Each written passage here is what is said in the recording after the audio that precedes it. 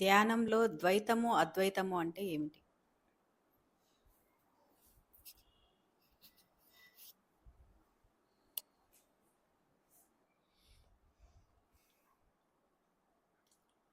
ద్వైతము అంటే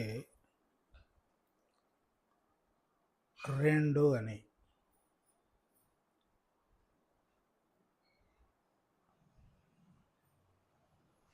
దేవుడు ఉండాడు,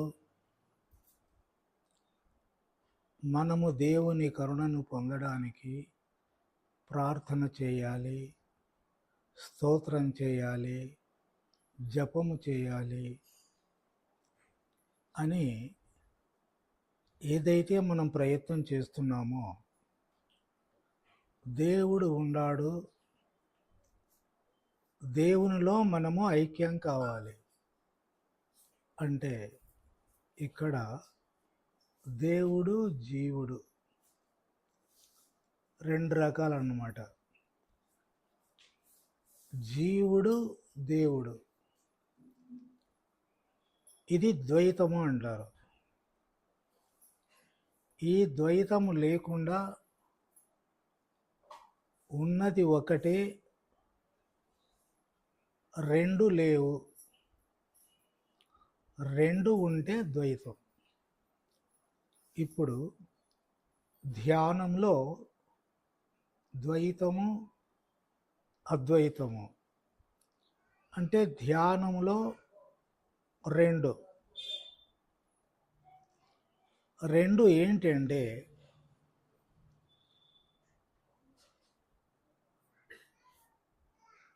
ప్రయత్నం చేస్తున్నది మనస్సు,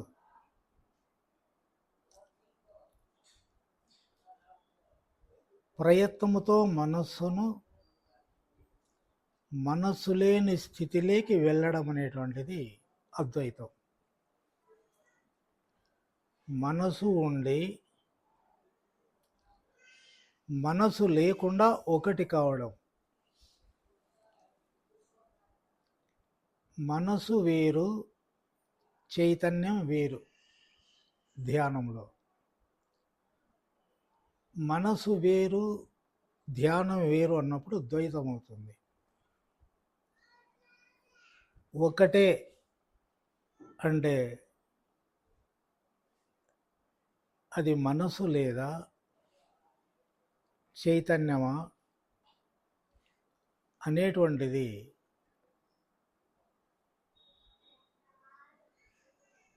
ఒకటి కావడం అనేటువంటిది ద్వైతం,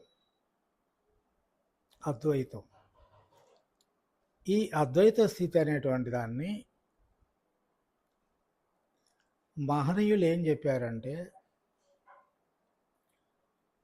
అద్వైత స్థితిని మనోనాశనము అన్నారు. మనోనాశన స్థితి జరిగితే అది అద్వైతం. మనసు లయమైంది అంటే ద్వైతం అవుతుంది. అందువల్ల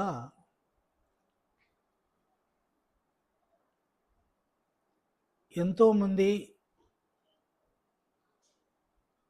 ఎన్నో సంవత్సరాలు కూడాను ధ్యానంలో మనసు లేని స్థితిలోకి వెళ్తున్నారు. ఆ స్థితిలో కొన్ని సంవత్సరాలు కూడాను గడిచిపోయినాయి.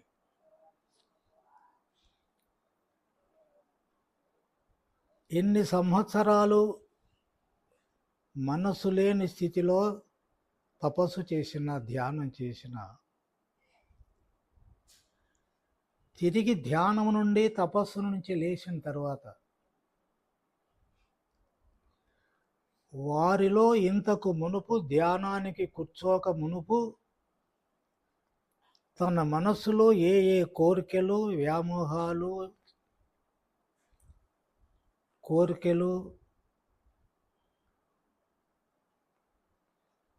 అన్నీ కూడాను తిరిగి లేస్తున్నాయి. కాబట్టి ఇక్కడ ధ్యానములో మనసు లేని స్థితి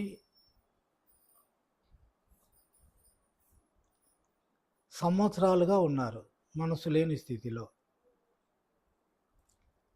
కానీ తిరిగి మరీ మనసు పుడతా ఉంది. అప్పుడు దాన్ని ద్వైతం అంటారే కానీ అద్వైత స్థితి కాదు. ఈ ద్వైతంలో ఏమవుతుందంటే మనసు దేనిలో ఐక్యమవుతుంది? మనకు మనసు తెలియదు, చైతన్యము తెలియదు. కానీ మనసు లేని స్థితిలోకి వెళ్తున్నారు అంటే ఎక్కడో లయం అవుతా ఉంది. ఎందుకు లయం అవుతా ఉంది అని అంటే తిరిగి ఆ మనస్సు పుడుతోంది కాబట్టి లయం అవుతుంది అని మనం చెప్పాల్సి వస్తూ ఉంది. కాబట్టి ధ్యానమన్న తపస్సు అన్న మనస్సు.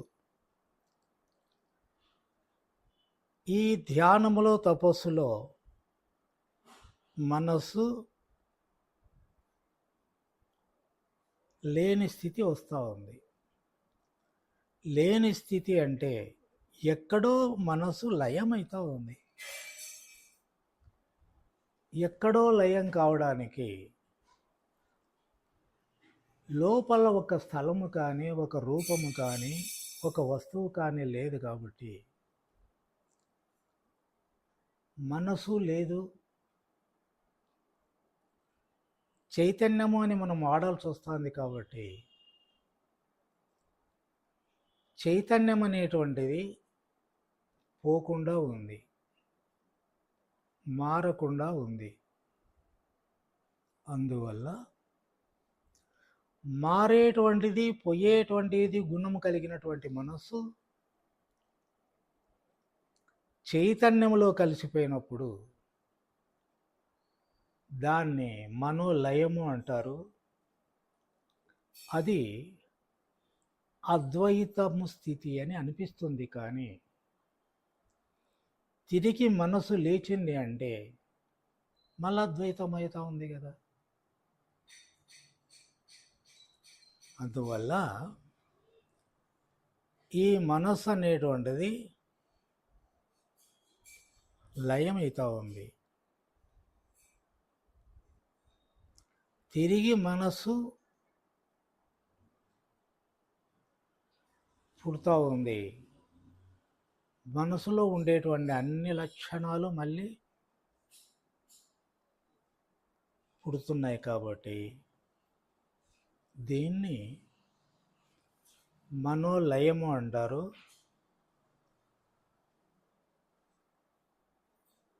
ధ్యానంలో ద్వైత స్థితి అని అనొచ్చు మనం. ఎందుకంటే ద్వైతం అంటే మనసు ఆత్మ రెండు. మనసు లేని స్థితిలో అది ఆత్మలో ఐక్యమైపోయింది కాబట్టి అక్కడ ద్వైతం అనేటువంటిది లేకుండా అద్వైతము అని చెప్పొచ్చు ఆ స్థితిని మాత్రమే. కానీ తిరిగి మనసు పుడతా ఉంది కాబట్టి అద్వైతం అని చెప్పేకి అవకాశం లేదు. ద్వైతం అవుతా ఉంది, అద్వైతం అవుతా ఉంది. కానీ ఇక్కడ ఉన్నది ఒక్కటే అని చెప్పారు మహనీయులు. ఆ ఒక్కటి మనసు అందామా, మనసు లేకుండా పోతా ఉంది. మరి చైతన్యం ఎందామా, మనసు లేని స్థితిలో ఒకటైంది. తిరిగి ధ్యానము నుంచి లేచిన తర్వాత రెండవుతా ఉంది కాబట్టి దాన్ని ఒకటి అనడానికి అవకాశం లేదు. రెండు కాకుండా ఉండాలి. దీనికి ఏం చెప్పారంటే మహాత్ములు, మనోనాశనము, మనోనాశనము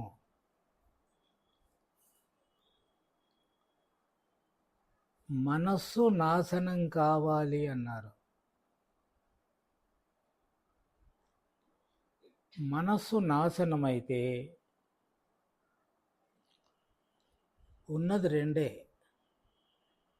చైతన్యం, మనస్సు. ధ్యానములో మనస్సు చైతన్యంలో కలిసిపోతూ ఉంది.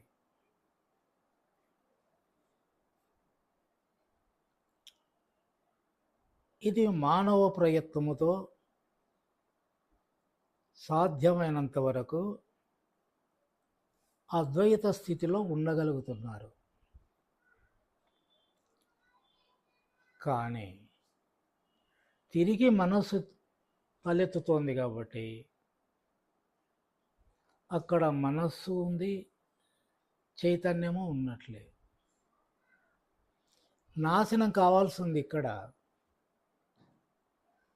మనోనాశనము అని ఎందుకన్నారంటే,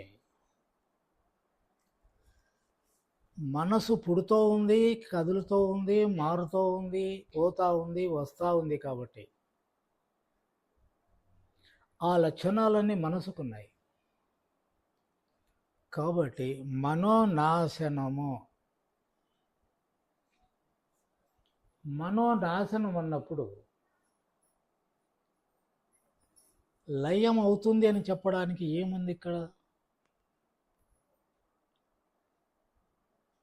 మనసు ఉంటే ఆత్మలో లయమైంది అంటాం. ఇప్పుడు మనోనాశనము,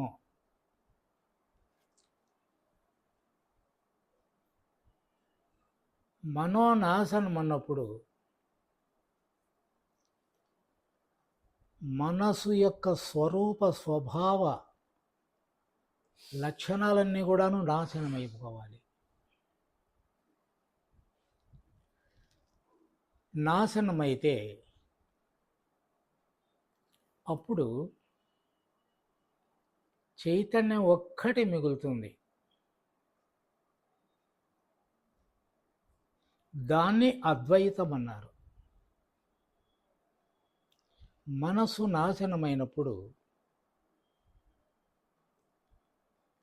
కేవలం చైతన్యం ఒక్కటే పనిచేస్తున్నప్పుడు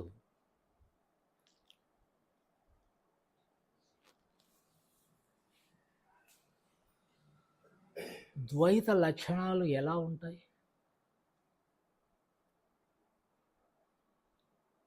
అంటే మనోనాశనం అంటే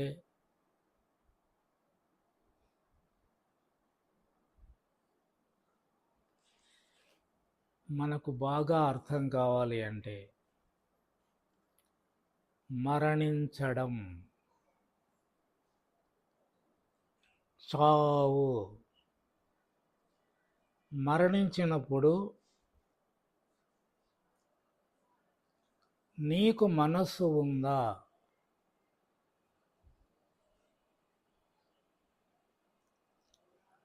మనస్సు లేదు.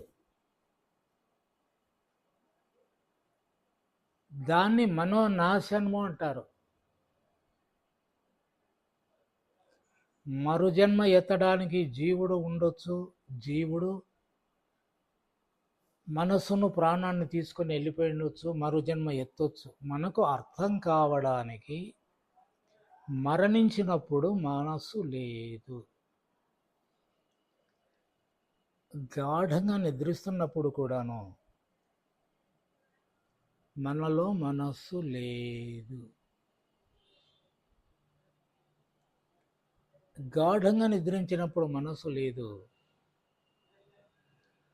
మేల్కొండే మనస్సు ఉంది. మరణములో మనస్సు లేదు. తిరిగి మేల్కొనడం అనేటువంటిది లేదు. అందువల్ల మనోనాశనం అంటే తిరిగి మనస్సు పుట్టేకి అవకాశం లేదు. దాన్ని అద్వైత స్థితి అంటారు. ధ్యానములో, తపస్సులో అద్వైత స్థితి.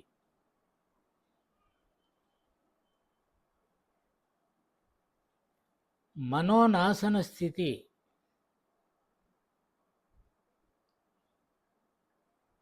తిరిగి మెలకువ, ధ్యానమో తపస్స జరుగుతూ ఉంది. తిరిగి మెలకువ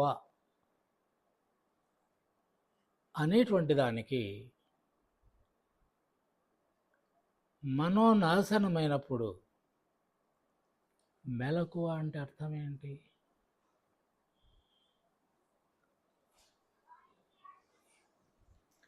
మెలకువ అంటే తిరిగి మన జీవిత జ్ఞానము, ప్రపంచ జ్ఞానము, మనసులో ఉండేటువంటి అన్ని విషయాలు, రూపాలు అన్నీ తిరిగి లేవడం అనేటువంటిది మెలకువ. ఇక్కడ మనోనాశన స్థితిలో మెలకువ అనడానికి అర్థం ఏంటి?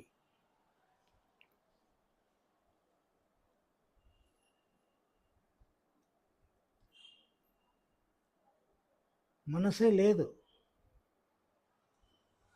మనోనాశనమైంది.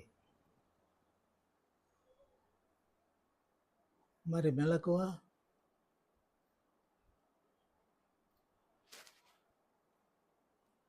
అంటే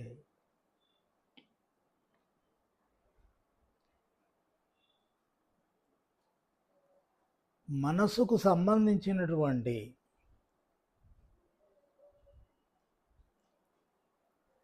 మనసు అదృశ్యం కావడము, తిరిగి పుట్టడం అనేటువంటిది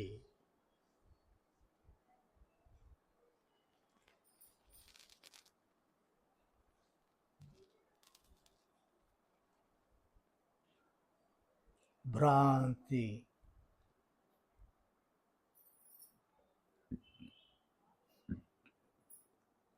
మనోలయం అనేటువంటిది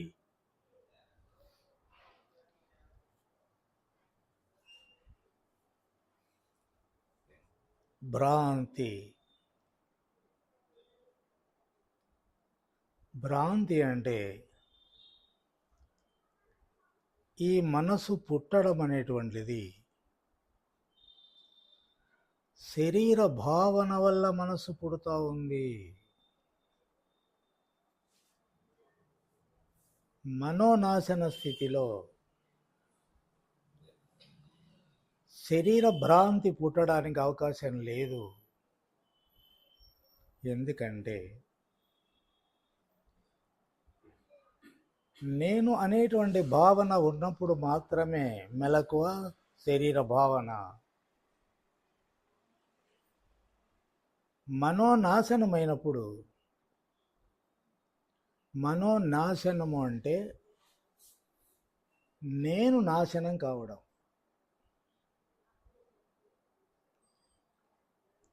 నేను నాశనమైతే అన్ని ఆలోచనలకి ఆధారం ఈ నేనే. కాబట్టి నేను నాశనమైనప్పుడు శరీర భావన వచ్చేకి అవకాశం లేదు.